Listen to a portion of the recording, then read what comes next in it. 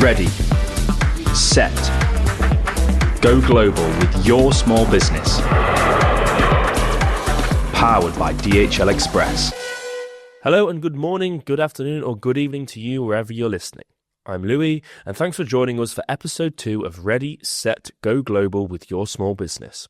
This episode is a topic we hear a lot about and get a lot of feedback about, but one which is essential for any business shipping abroad. Yes, it's customs. What customs is, why it exists, what strategies businesses can use to manage it, and plenty more will be uncovered in the next few minutes. And we're joined again by another 2 fantastic guests to guide us through the topic. First up, we have Asha Menon, Vice President, Global Customs Regulatory Affairs at DHL Express. Asha has spent her entire career to date in the customs world, including many years at the Royal Malaysian Customs Department, as well as nearly 10 years at the World Customs Organization in Belgium. Hi Asha, thanks for joining us today. Yeah, hi Louis. Thanks for having me on. Alongside her is Kenneth Kuan, co-founder of Singapore watch strap and accessories brand Delugs, who shipped to dozens of countries worldwide, having started out in 2018. Ken, a warm welcome to you and thanks for joining us too. Hello, Louis. Hi, Asha. Very nice to be here. Thanks for having me. For our listeners, Ken, would you mind giving a little intro to you and Delugs? This started as a passion project. I picked up leather crafting as a hobby in my final year of university, and I started making straps and other leather products. That's also about the same time I got interested in watches. So I started making straps for myself and then to some friends and people that I was close to who were also getting into watches. And over time, I think this picked up. People referred one another. They shared about our products because they really liked the intersection of quality and service that we brought, and at a reasonable price point compared to some of the other straps that were sold on the market. So I think this was probably back in 2018 when we started. But the idea really was to scale up beyond just being a one-man operation, crafting at home in my bedroom, into more of a business and to see how far we could take it, right? The idea was, could we bring the craftsmanship availability of straps into the watch industry? So our business model was to really have the straps in stock, ready to be shipped out immediately to customers all around the world. With that in mind, I think a big part of this journey also was about the entire online shopping experience, how they shop, how they receive the product, how it's sent out to them, and definitely figuring out customs, figuring out shipping is a very important part of that process to make sure that we get right. That's really impressive, Ken. And same for you, Asha. Give us a little bit of an introduction. Thanks, Louis. I think you did that just now. So I'll just say, as you know, my name is Asha. I'm the VP for the Global Customs Regulatory Affairs. And generally what I do is I support the regional and country India engagement with authorities to get or ensure the best solution is obtained in countries, especially for our customers. On that note then, Asha, here's a good question to get us started, and one that I'm sure many small businesses will be very keen to know the answer to. What is customs and why does it exist? Thanks for the question, yes. And I can tell you I'm very passionate about it. Though customs might sound intimidating at first to a lot of people, but it is relatively straightforward when it's broken down, right? So if I can make customs simpler, perhaps, maybe this analogy may help. So picture this. International trade is a giant highway. So every shipment is a car on that road, right? Traveling from one country to another. But it's not free for all. Like most of the things in our life, there are rules to follow. That's where customs comes in, right? What it means is customs refers to government authorities that regulate goods entering or leaving a country. And what it means, it's also that they ensure safety, security, compliance with law, and collection of duties and taxes where required. Now, think of customs authorities as the highway patrol officer or traffic police. Okay. Now, their primary role is to ensure that everyone on the road is following the established rules, driving at the correct speed, staying in the proper lane, and ensuring that vehicles are safe and compliant. So they are not there to stop traffic unnecessarily, but it's not all the time the case, right? That's true. But rather to ensure safety, order, and compliance for everyone traveling on the road. So in other words, they ensure everyone is playing fair, using the correct paperwork or licenses in this case, and not carrying anything dangerous or illegal. Mm-hmm. So To explain a bit further what it means, paperwork here includes documents like commercial invoice, way bill, import licenses, or tax ID. And I'm sure this is what Ken is very used to too, right? These are necessary for customs to understand what is being shipped, its value, and whether any duties or restriction applies, right? Now, if you're a business owner like Ken, you're the driver. You decide how your car, or in this case, your shipment, is packed, documented, and when it hits the road. But even the best driver can hit a checkpoint, right? Even you're not expecting it. So that's why it helps to have a trusted co-driver, and that's where we actually come in. Now, we are not just a shipping provider. We're your partner on this journey. We help you, people like Ken here, which will hear. We help you navigate customs, which a lot of people think it's like a monster, but believe me, I was there, to avoid pitfalls of incorrect paperwork and ensure your shipment arrives at its destination quickly, reliably, and without surprises. I hope that answers your question. Well, what an answer. Thank you for that, Asha. I love that analogy as well. It's really cool, really easy to understand, I say, to that customs process for a customer. Something it seems a lot of business owners have is a fear when it comes to customs. Is that something that you think is fair? I would say it's less about fear and it's more about uncertainty and the fact that there's so many countries out there and you just feel like every country is slightly different. Yeah. But the reality is that it's not, well, at least for me, honestly going with DHL Express, opening, whether we are selling to just one other country or two other countries and selling to 100 other countries doesn't really make a difference to us once you've overcome the hurdle of the first country, right? Yes, obviously the shipping costs will be different. Yes, there are things like wars happening and restrictions to export, but I never worry about that because DHL always tells me when something can no longer be shipped out to that country because of an ongoing crisis or some other changes in regulation. So I think definitely if this is your first time thinking about going international with your business, there will be a lot of uncertainties. But I think my own philosophy in business is always to embrace some of these uncertainties because that's where you can then learn the most and you can grow the most as a business. And once you know what you don't know, then you can make a better decision about how you should proceed. I think it is what you said. It's the fear not knowing, right? Mm-hmm. What it is. It's basically what you don't know. I could use the word fear because it's like when you buy something, you travel and you're coming back and you're passing customs. Even though you have nothing, but when you're passing them, you do have that. No matter what, even as a customs officer, right? Former customs officer, when I pass, you do feel that tinge. Will they stop me? Will they check me? I mean, it's not about opening. It's imagine they're opening the bag and messing it up, right? Taking up stuff, they're looking and then putting it back and then you have sometimes trouble closing it. It's that thing because you don't know. And I think that is what you mean to some extent, the fear. Yes, exactly. And that is where I think most. So if people can understand what exactly customs want, and that's what I was trying to say earlier, right? It's just that if you give, what they want is data. The data to make the decision whether to stop, open, check, or let the shipment go. If they don't have a problem with the shipment, they will not stop. They prefer it to go because right now for e-commerce is just way too much. And they don't know what's in the package. Like I said, we are all not Superman, so we can't see what's inside. So then they don't know what it is. They don't know what's inside.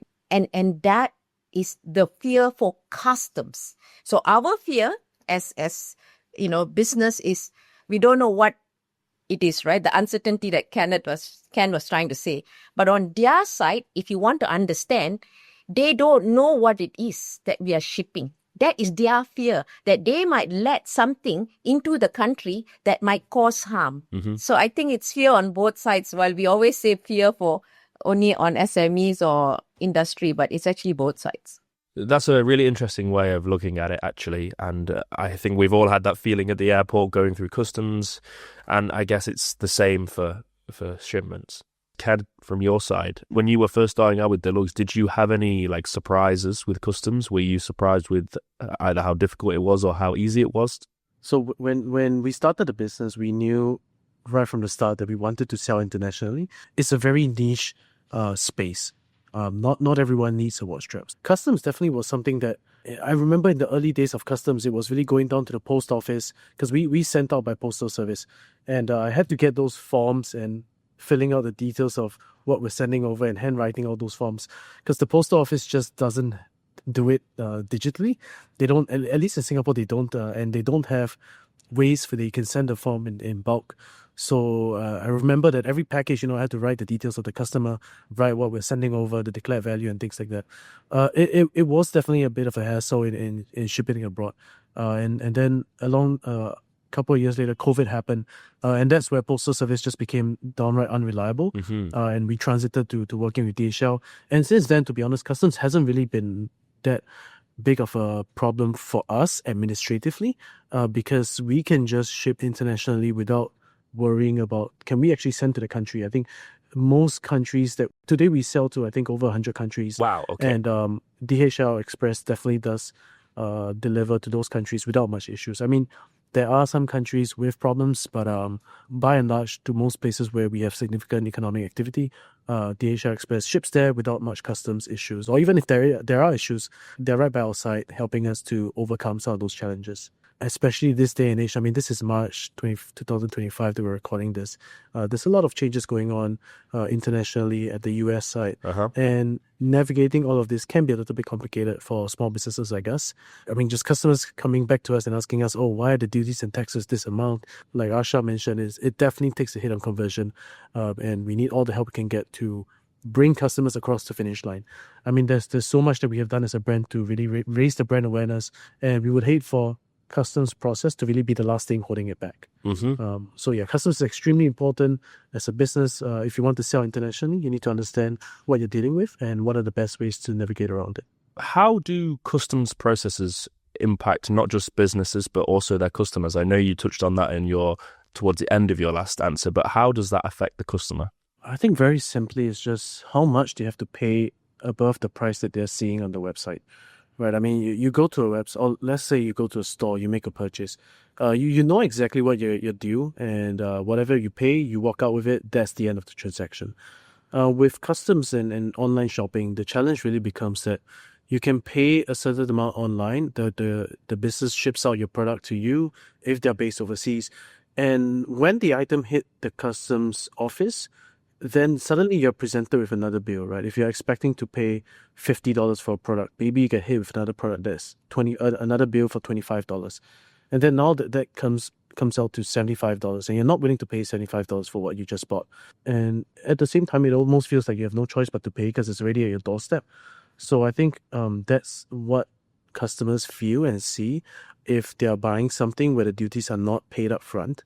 On the other hand, brands and businesses can also choose to have your goods shipped out with the duties paid up front, right? So that's what I described earlier was DDU, and then now we're talking about DDP. If you're shipping it up front, the transaction is much smoother. The customer pays everything up front and they just receive the product at their door.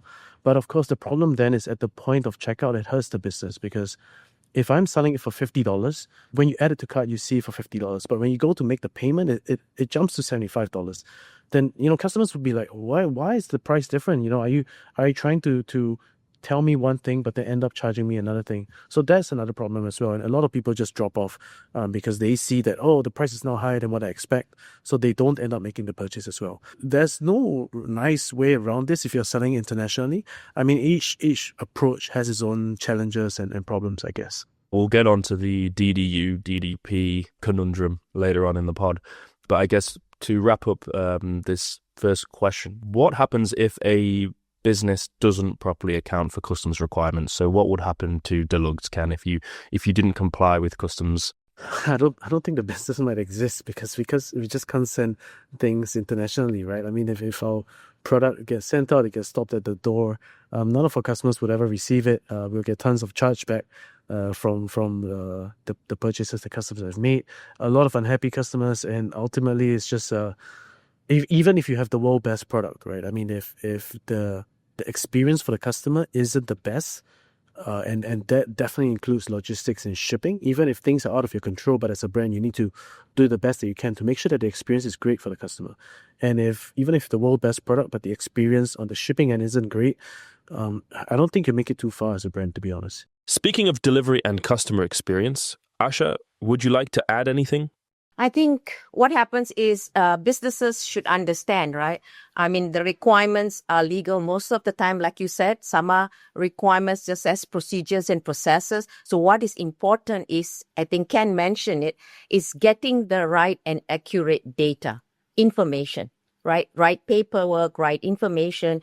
And that would actually help us when we are helping and working together with our businesses to avoid delays, right? To avoid holdups at customs, to avoid penalties. And what it means is, it doesn't have to have put in a storage, and that causes costs, increases costs. So all those, I think from our side is where I'm coming from. Ken, with your experience in cost reduction, and you mentioned obviously you started off with the Postal Service and then moved to DHL Express, how beneficial was it moving to DHL Express and having those DHL experts in the customs area? I think definitely one big one was, putting customs aside, one big one was just delivery speed. That helped things a lot. Like we could track where the package was, we could track what the holdup was. And even with customs, like that part helps a lot as well, right? I mean, if I recall, when we, in the days of sending by postal, if it gets held up by the customs office, there's no real way that we know what's happening, because no one is going to help you with the process. Like who is the middleman to speak to the customs officer? They're certainly not going to be emailing every single customer out there, every single business that's sending out a parcel. So that's just not possible. But at least when we're going through DHL Express, there is someone to liaise with the customs office and let us know if either let us know if there are problems with the shipment, or better yet, help us to solve those problems right off the bat, right? If it doesn't even come to me, if DHL can just supply whatever is needed, the commercial invoices and all of that, then that's the best case scenario. In a way, be like the first line of defender, right? To answer many of the queries, to fill many of the queries. And only if we're genuinely missing something, then they come in and ask us about it, and then we provide the necessary paperwork for the shipment to go through. But Ken, moving from post to DHL would mean an increase of cost, right? Do you think that had an impact? I mean, I think the speed and everything is good, because I'm just curious, does that had an impact on your customer? Oh, for sure. I mean, the cost increase was not unfelt. When you go to a courier, there's definitely a cost increase, but I think it more than paid for itself, if I'm being honest. Like, international shipments during COVID were extremely unreliable. We had packages sent out with the postal service. Most of them only arrived after 3 months. Some just got lost. I still don't know where they ended up.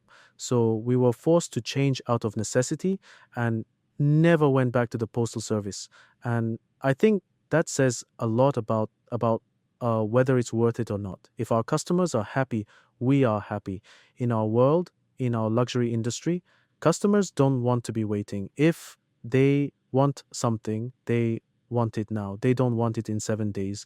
I think if we continued using postal service, I don't think we would have as much international business as we do. Happy customer, happy life, right? Exactly. Yes. The customers, if the customers are happy, I'm happy. That's the most important part. Thanks for that great perspective, Ken. So, Asha, you brought up the cost increase from moving to postal to courier, in this case, obviously DHL Express. Is that a topic that comes up a lot in your world? Is that something you've had a lot of feedback about? To some extent, yes. I mean, cost is very important, right? Both to the shipper and the receiver. So what I was looking at is, does the speed, the assistance, that we provide the partner, does that help offset the cost? And I think Ken explained exactly well. That is what, I think these days what people need is secure, fast delivery of shipments, right? And so the cost may be an important point, right? But it may not be the most important. So I think that's a good point. And just to let our listeners know that if you wanted to know more about Ken and Delugs, then you can read more insights from him in the white paper, Global Expansion Simplified, the ultimate guide for SMEs, which you can find on the Discover by DHL website. And, of course, download for free, too. I highly recommend it. There's loads of stuff in there and much more than just customs.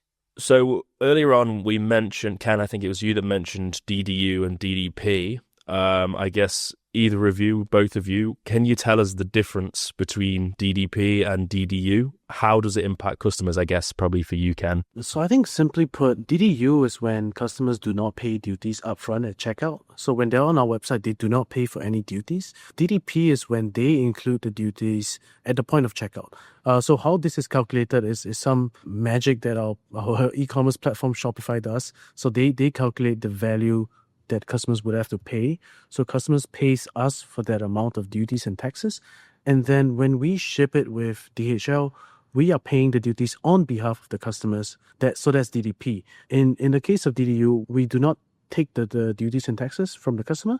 We do not pay to the authorities. It's on the customer to make the payment on their own. I think more practically for a business, I would say that DDP is often the better choice in the sense because, or at least in our experience, we decided to shift more towards DDP because with DDU, if customers do not expect we paying duties, but yet they end up receiving a bill for it, it often results in a lot of negativity. If they aren't expecting to pay, they might want to send the shipment back. And that will lead to a lot more cost, a lot more hassle. It's just an overall negative experience. So we had a lot of returned packages when we were with DDU. Right, but when we switch to DDP for many of the countries, yes, you do see a drop in conversion at the point of checkout because now customers are hit with a higher price when they are making the checkout on our website. But we know that the package will go through to them. They will receive the package. There's not going to be any hiccups along the way because they receive it smoothly. I would say DDU is probably the better approach for us, and that's where we're shifting towards.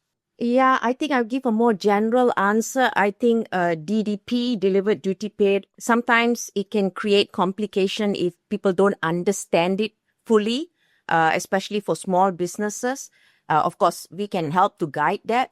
But if you don't mind, I would also like to say that in DHL, we have something called duty paid tax, DDP service, right? Where customer will receive their shipment without incurring unexpected customs charges at delivery. And what it means with the DDP, which is our service, DHL allows the shipper to prepay those duties, taxes, ensuring a seamless and surprise-free delivery for the customers.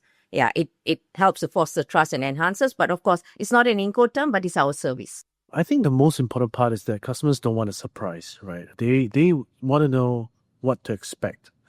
So I think that is the frame of mind that we always have when we approach shipping, duties, custom, taxes, anything like that. Could you give us some examples of what that looks like exactly? I think there are countries where we ship by DDU, and so the customers do not pay the duties up front.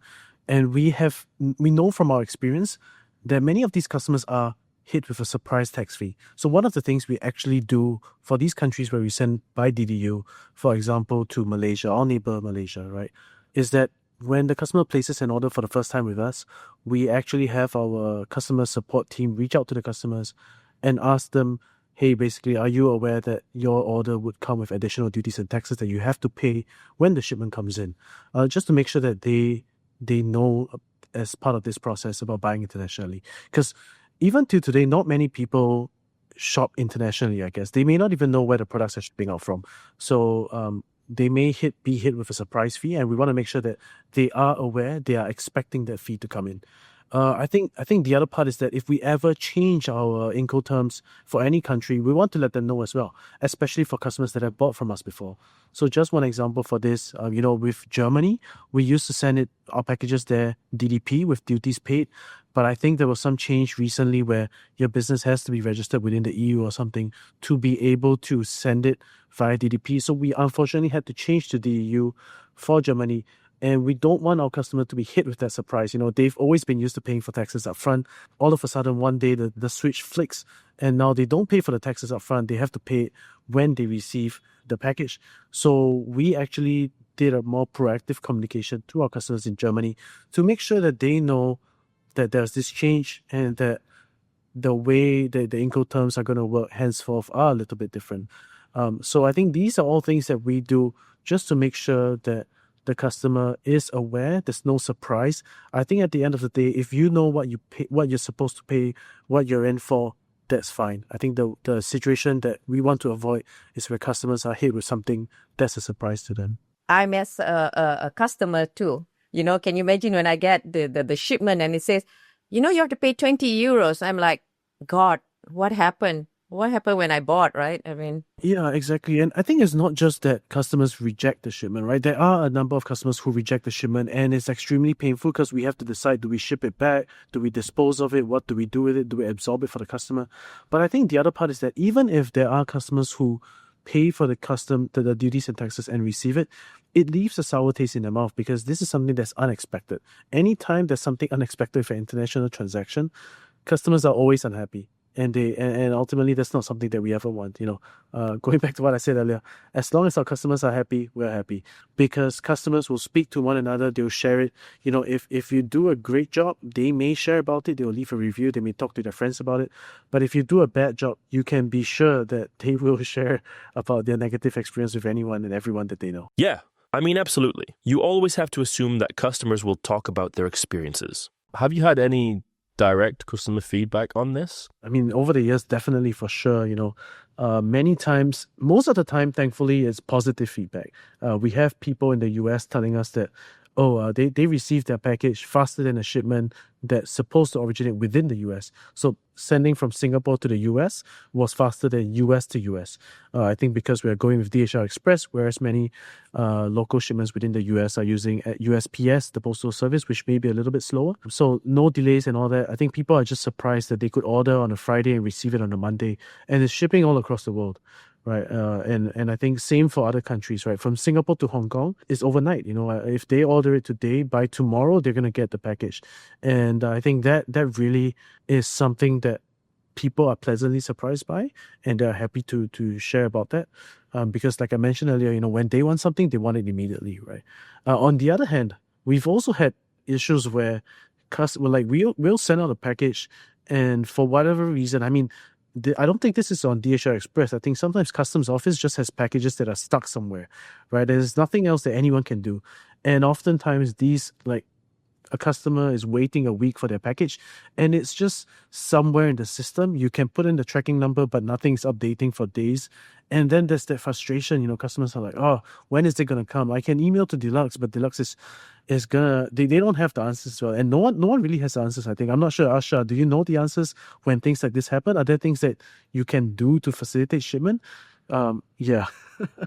I mean, I think I mentioned earlier, I mean, we try, that's our service, to do everything if possible, to make sure that we clear the goods. But again, like I said earlier, we need certain transparency, we need some accuracy. All those things that we get, we will definitely help to make sure that it is shipped as fast, as quickly, as secure as possible. What are some of the best practices businesses can implement to create a seamless post-purchase experience for international customers?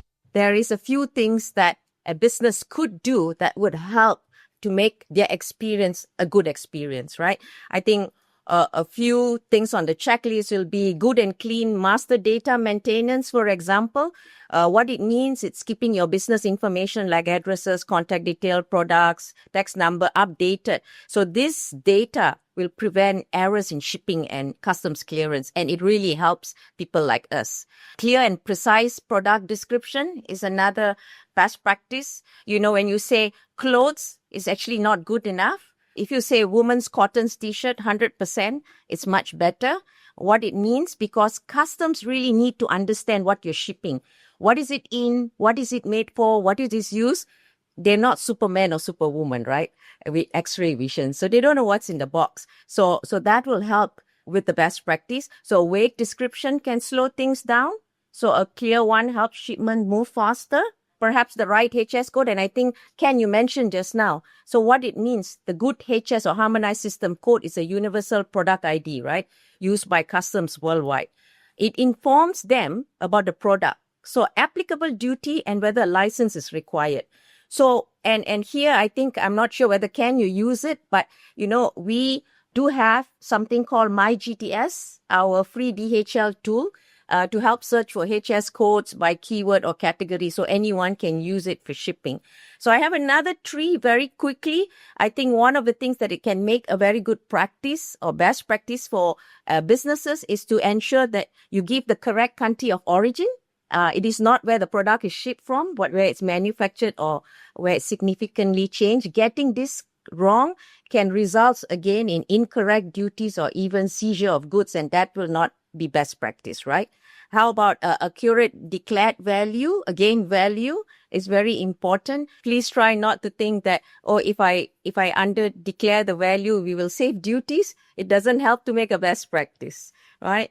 And maybe the last part, I think Ken mentioned just now, Incoterms. I think, and it's very important to have the correct Incoterms that will help to make it a best practice for customs. Over the years, we certainly had our share of issues, but honestly, I think the best practice for a business is just declare as truthfully as you can, and that removes a lot of the headaches in between the process. Of course, I think there are various reasons why brand may not do so, but I think that DHL as a partner, they're always there to help and they're always there to assist. And I think I would say they're thinking out for the business as well, right? They understand the challenges that we're going through. And sometimes really navigating so many different countries can be a little bit complicated. Every country has certain nuances that are a little bit different. And I'm just glad that my team doesn't have to talk to the customs office of 100 other countries. And we can just talk to our DHL account manager to help us to solve some of the problems. And I think that's one of the reasons why I kind of mentioned everything I said. I mean, I'm sure you're doing that. If everyone does that as honestly as you mentioned, Ken, I think that would help everyone, yourself, ourselves, and our customers. We've covered so much already, so thank you both for such great insights. But just before we go, if you had to give business owners any tips or advice about customs, what would you like to suggest or pass on? Let's start with you, Asha.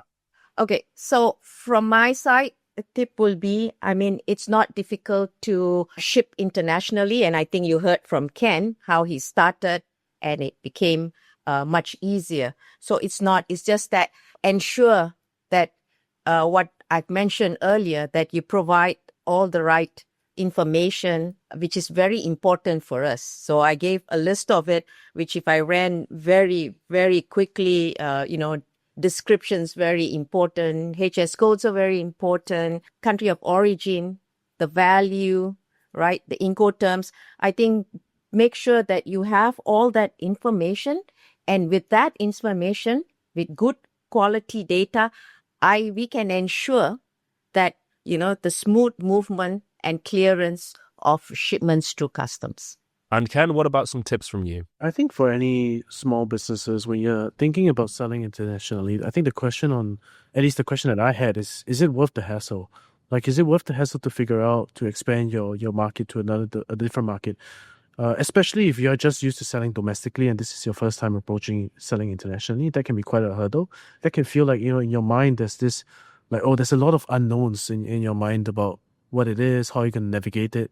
I would say to any business owner who's thinking about this, I think it's really important to expand the horizons beyond the market that you're in, right? Whether you're in the biggest market out there, US is a huge market, right? But even then, it's not the only market. If you could expand and have customers all around the world, why wouldn't you want to say yes to that? Yes, it can be a little bit challenging to figure out all the administrative work, but that is a one-time process. And after figuring out, you are a lot more empowered to then make decisions that move the business forward. And I think understanding customs and duties gives you the confidence to decide whether or not you want to go in. Thank you both so much for joining us and dispelling some of the myths around customs and helping you understand it a little bit more. Don't forget to check out the Global Expansion Simplified, the Ultimate Guide for SMEs white paper on the Discover by DHL website that I mentioned earlier. Keep your eyes peeled for episode 3, and until next time, to all you small business owners out there, keep growing. Goodbye.